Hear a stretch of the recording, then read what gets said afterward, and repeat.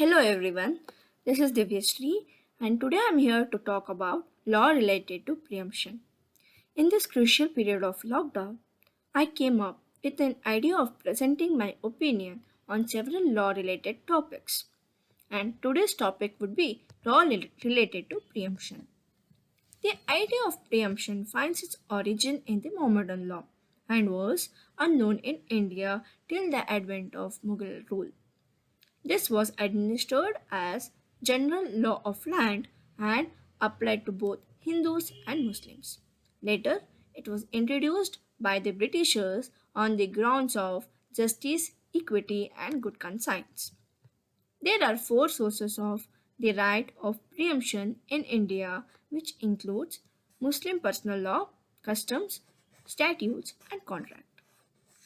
For Muslims, the law of preemption was a part of their personal law, while among Hindus, the law of preemption was mainly recognized as a customary right. In some areas, preemption was regulated by statutory law, such as Punjab Preemption Act 1913 and Agra Preemption Act of 1922. Lastly, the right of preemption was also created by contracts. Preemption is also sometimes included in contracts apart from customs or any legal sanction. These types of contracts are generally entered when one of the parties is a Muslim and other is a non-Muslim. The right of preemption and its essentials. The right of preemption is given to the owner of the immovable property to acquire another immovable property that has been sold to some other person. It is a purchase by one person before all others. Therefore, it is a right of substitution and not a right of repurchase. The object behind this right is to maintain privacy and to prevent the strangers to come in neighbor or in a family. The preemption has also been defined by Justice Sahed Mahmood as a right given to the owners of an immobile property for quiet enjoyment of that immobile property to obtain in substitution for the buyer possession of certain other immovable property on such term that as those on which such latter immovable property is sold to any other person.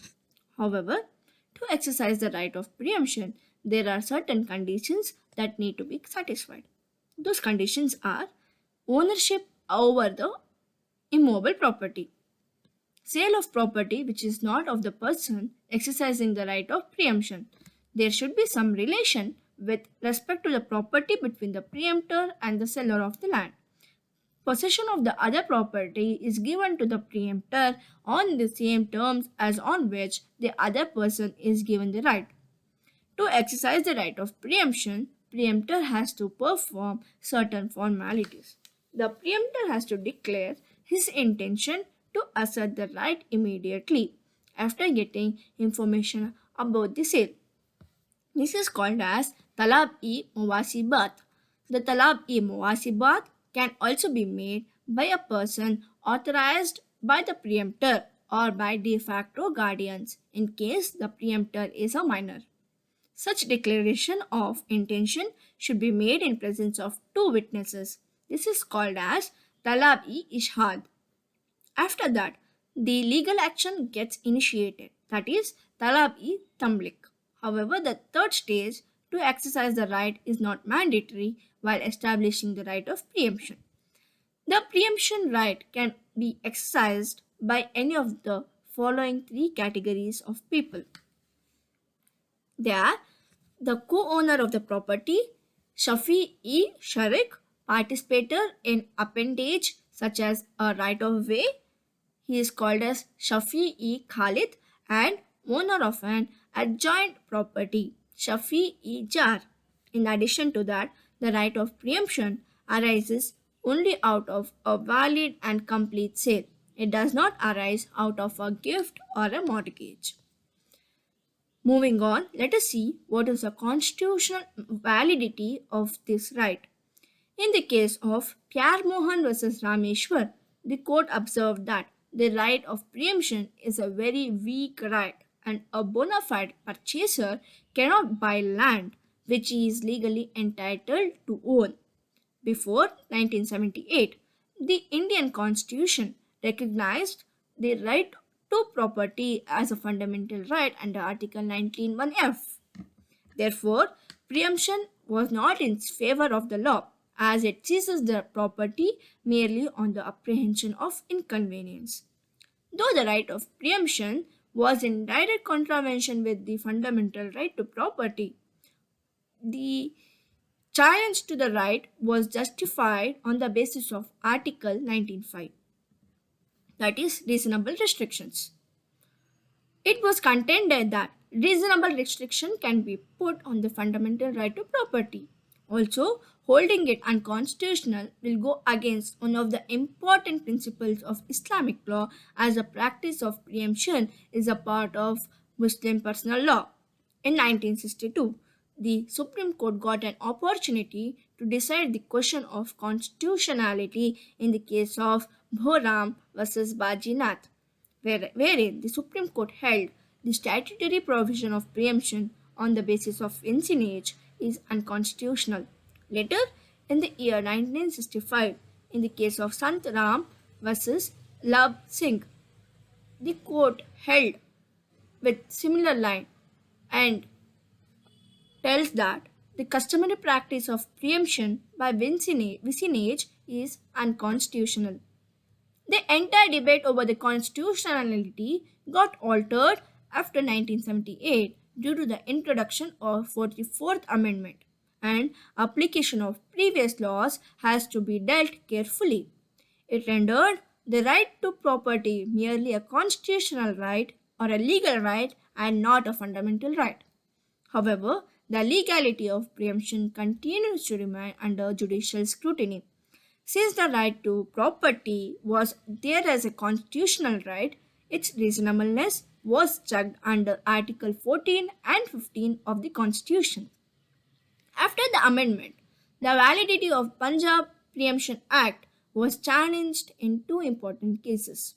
Firstly, in the case of Atam Pasad versus State of Haryana, the Supreme Court has to deal with sections 15(1)(c) of the Punjab Preemption Act, which provided for the right of preemption to the co-sharer or kinfolks of the vendor.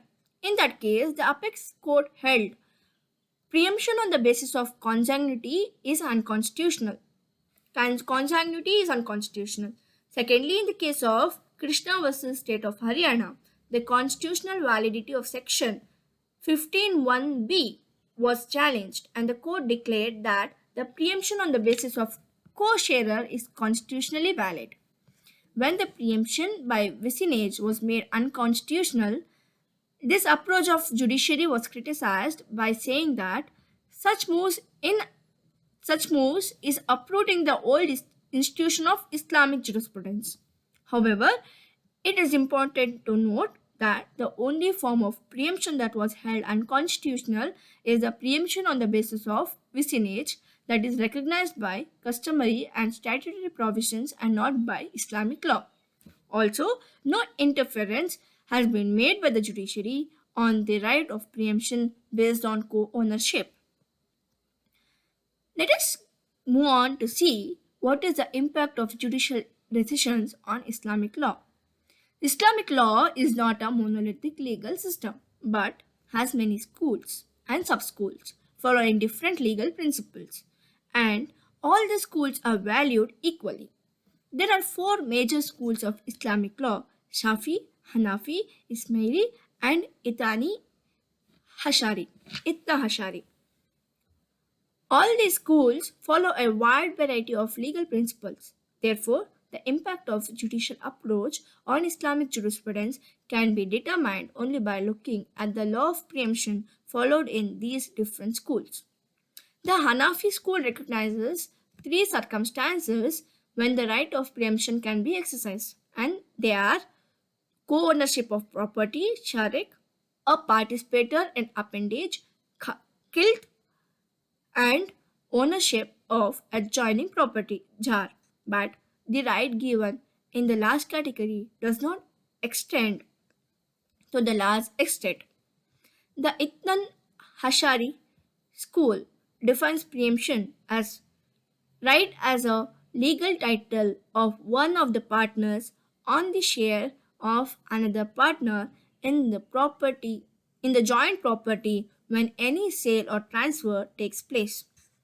Under the Shafi school, the right of preemption is very limited. This school gives preemption right only to the co-owners of the property. The preemption by vicinage is not recognized in Shafi school. In addition to that, the Ismail school specifically rejects the vicinage as a ground to get preemption right.